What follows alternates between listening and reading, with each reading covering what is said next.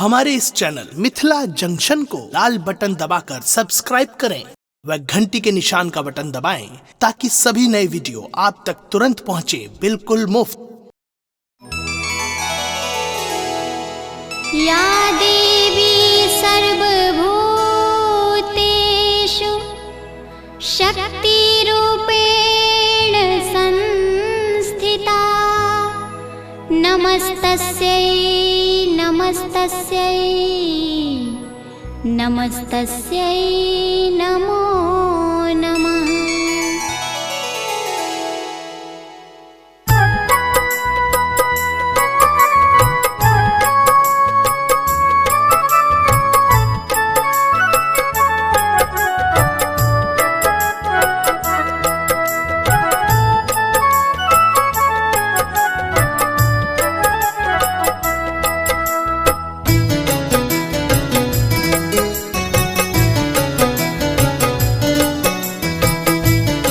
अपने सुन रहल छी गंगा कैसेट के प्रस्तुति।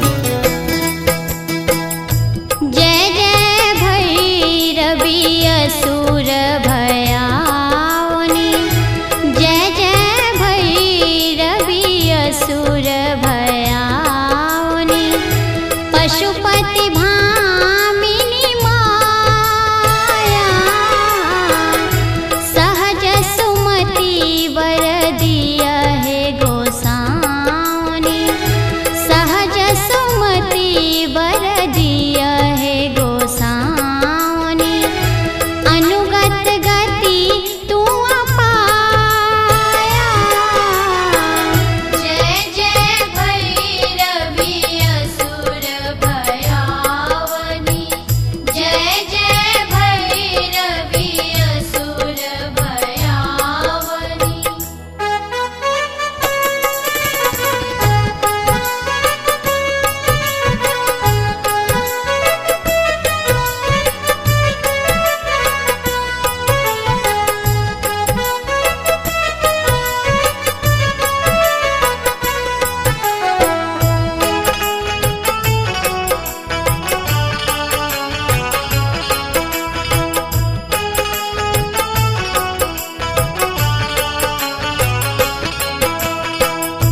वासर रैन सवासन शोभित,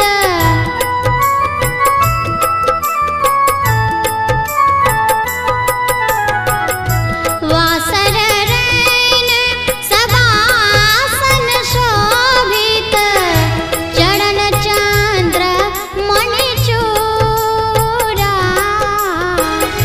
चरण चंद्र मणिचूड़ा, कतौ कदैत्य मारी मुँह मेलली, कतौ कदैत्य मारी मुँह मेलली, कतौ गली कैलिकोड़ा। जय जय भैरवी असुर भयावनि, जय जय भैरवी असुर भयावनि।